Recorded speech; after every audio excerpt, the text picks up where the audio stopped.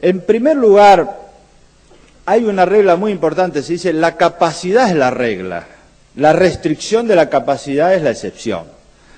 Este es un cambio paradigmático, a mí me gusta hablar de cambios de paradigma, es decir, nosotros cuando analizamos la historia del derecho, y hay mucho escrito sobre esto, hasta en la filosofía, pueden leer a Foucault, que consideraba casi una no persona al discapacitado, incluso el lenguaje se ha cambiado ahora, ¿no?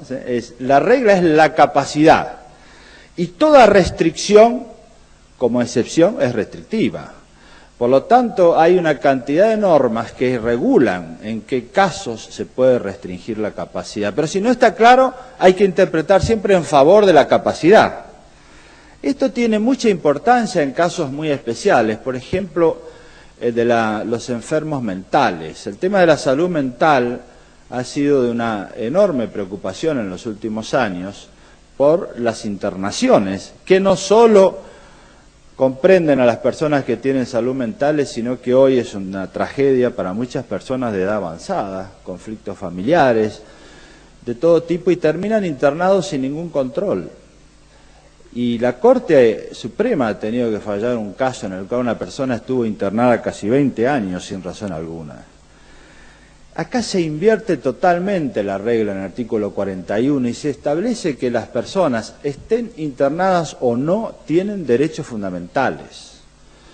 Y que toda internación es de interpretación restrictiva y que para poder internarla hay todo un procedimiento donde hay intervención judicial. Y el juez, frente a una opción, tiene que optar siempre por la menos restrictiva de la capacidad y de la libertad. Y aun cuando se decidiera la internación, tiene que haber un control posterior constante. Este es un cambio muy grande que ya está avalado por la jurisprudencia y además por convenciones internacionales en materia de salud mental que está ahora en el Código vigente.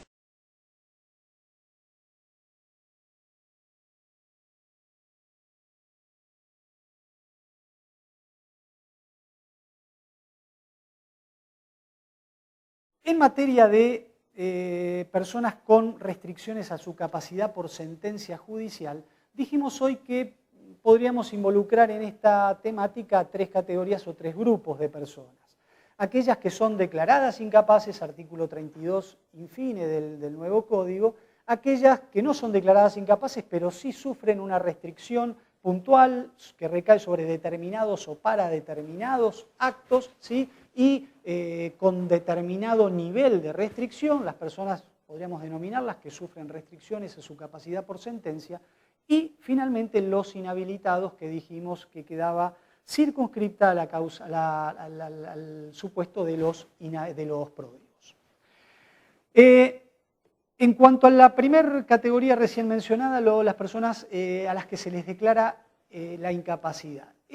Decía al principio que será un supuesto marginal, un supuesto absolutamente excepcional a partir de la vigencia del nuevo código, por los requisitos muy drásticos, muy intensos, previstos en la parte final del artículo 32. Dice esta parte final que, por excepción, cuando la persona se encuentra absolutamente imposibilitada de interaccionar con su entorno y expresar su voluntad por cualquier modo, medio o formato adecuado y el sistema de apoyo resulta ineficaz, el juez puede declarar la incapacidad y designar un curador. Es decir, para que esto ocurra entonces tenemos que hablar de un supuesto de absoluta imposibilidad de interacción, de absoluta imposibilidad de comunicación con la persona. Entonces, en este sentido, la declaración de incapacidad tan común y tan frecuente bajo el imperio de la legislación vigente va a quedar, digamos, como un supuesto prácticamente marginal.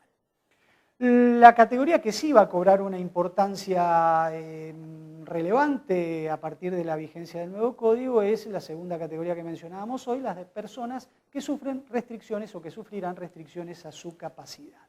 Digamos, este grupo de personas, digamos, va a estar regido también por el artículo 32, pero en su primera parte, para ir más rápido, vamos a evitar la lectura, a grandes rasgos se establecen, digamos, 3 requisitos. En primer lugar, que se trate de personas mayores de 13 años, no tiene sentido restringir la capacidad a un menor de 13 años, se considera, digamos, inútil hacerlo. Más importante aún, y acá encontramos el presupuesto biológico, el presupuesto, si se quiere, interdisciplinario, que es la necesidad de que la persona sufra una adicción o una alteración mental permanente o prolongada y de suficiente gravedad que permita prever, digamos, el tercer requisito estaría dado en esto que estoy hablando, riesgos sobre su propia persona o riesgos en materia patrimonial. Es decir, la persona a raíz de estas adicciones o estas enfermedades mentales debe, digamos, estar en situación de generar, digamos, un peligro hacia su propia persona o bien hacia su patrimonio. Estos serían los 3 requisitos. En cuanto al primero, bueno, no hay mucho que decir, sabemos, mayor de 13 años, lo dijimos al principio. El segundo requisito, decíamos, es el presupuesto biológico. Va a estar determinado, y esto es un principio que rige en toda esta materia, por un dictamen interdisciplinario. El viejo código, sobre todo, bueno, antes de la ley de protección de la salud mental, preveía, digamos, que estas opiniones tenían que ser dadas por médicos psiquiatras. En la nueva concepción, esto viene de la mano de la Convención sobre los Derechos de las Personas con Discapacidad, este tipo de dictámenes tiene que ser interdisciplinario, es decir, ya no nos va a dar opiniones un médico psiquiatra, sino que necesariamente habrá un médico psiquiatra, pero habrá también otros profesionales como por ejemplo psicólogos, asistentes sociales, terapistas ocupacionales, personas que se ocupan de lidiar con las personas que tienen dificultades de comunicación, intérpretes, etc. Es decir, en toda esta temática ya no va a haber un dictamen de un psiquiatra, sino la necesidad de dictámenes interdisciplinarios. Tercer requisito, decíamos, acá viene, digamos, el requisito que está a cargo o en manos del juez, que es la decisión respecto a si estos problemas de adicciones o de alteraciones mentales permanentes o prolongados tienen o traen consigo o no riesgos para la persona o para los bienes del propio menor. Los efectos de esta situación, ¿qué efectos puede tener la sentencia en materia de restricción o restricción a la capacidad de las personas?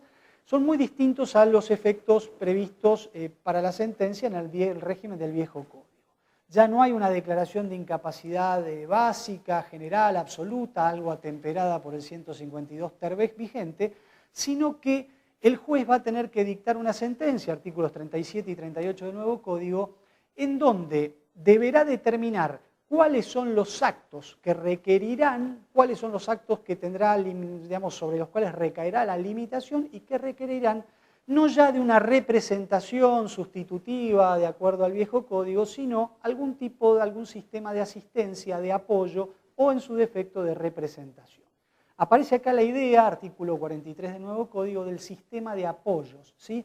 De un sistema de medidas que puede adoptar el juez para ayudar, para asistir a la persona en la toma de decisiones, tanto en lo que refiere a su persona como en lo que refiere a sus bienes, ¿sí? Fíjense cómo ya no, digamos, hay una mayor flexibilidad en esta materia, ya no se designa un representante que se ocupa con su voluntad de actuar en nombre y representación del menor representado, perdón, no del menor representado, sino de la persona a cuya capacidad ha sido restringida por sentencia, ¿sí? Sino que hay un régimen mucho más flexible con un sistema de apoyos, un sistema de medidas que puede adoptar el juez, depende del caso, digamos, y que superan enormemente las posibilidades de la mera representación. Puede tomar, como decíamos hoy, mucho más protagonismo la asistencia. Pueden existir actos en los que el juez decidirá que determinadas personas, como podrán ser amigos del interesado o familiares, etcétera, lo ayuden, lo asesoren sin necesidad de que firmen un acto a título de asistencia. Es decir, decisiones, medidas que hagan a la mejor, digamos, al mejor respeto, a la facilitación en mayor medida del principio de la autonomía progresiva del menor y del interés superior del menor. ¿sí? Hay una superación en esto del paternalismo, del menor, vuelvo a decir, de la persona que sufre restricciones a su capacidad. Hay una superación del viejo sistema paternalista, del viejo sistema de representación sustitutiva, de sustituir absolutamente la voluntad de la persona por un sistema en el que se acuerda mucho más protagonismo, mucho más respeto de los derechos fundamentales de la persona, ¿sí? Con la ayuda, con la idea de que sea asistida y que no sea reemplazada en el ejercicio de sus derechos.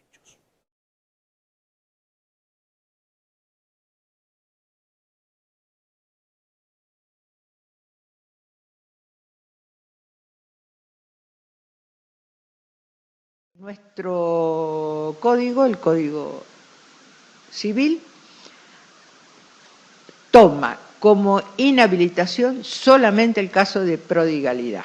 ¿Se acuerdan ustedes de la embriaguez habitual, adicción a las drogas, la disminución de facultades mentales? Esto no está. Tenemos la prodigalidad. Es decir, que pueden ser inhabilitados quienes, por su prodigalidad en la gestión de los bienes, expongan a su cónyuge, conviviente o a sus hijos menores de edad o con discapacidad a la pérdida del patrimonio. La acción corresponde al cónyuge, conviviente, ascendientes y descendientes. Fíjense que para el Código de Vélez era necesario ya que haya existido una pérdida del patrimonio. Acá no. Que pueda haber que se exponga esa pérdida, pero no que haya sucedido. La declaración de inhabilitación también importa, estamos en el artículo 49, la designación de un apoyo que debe asistir al otorgamiento de actos de disposición entre vivos y demás actos que el juez fije en la sentencia. Ustedes se acuerdan que se hacía una diferencia en el 152 bis de los actos de disposición y de administración. Acá no, acá el juez lo tiene que marcar y el apoyo va a servir, diríamos así, su utilidad en tratar de que sea el interesado quien comprenda la importancia del acto y tratar de darle la mayor autonomía posible, por supuesto dentro de lo que es legalmente posible. Las personas inhabilitadas no son incapaces, son capaces, pero tienen incapacidad para celebrar actos especificados en la sentencia.